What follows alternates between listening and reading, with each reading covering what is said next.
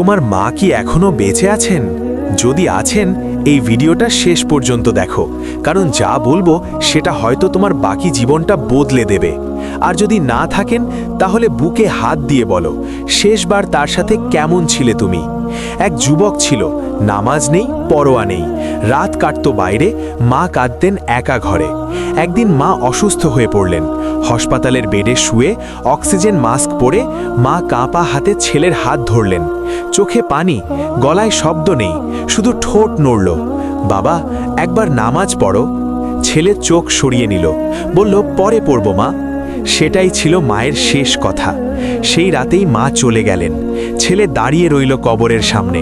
মাটি তখনও নরম, বৃষ্টির মতো চোখ থেকে পানি পড়ছে, কিন্তু এই পানি কোনো কাজে আসবে না।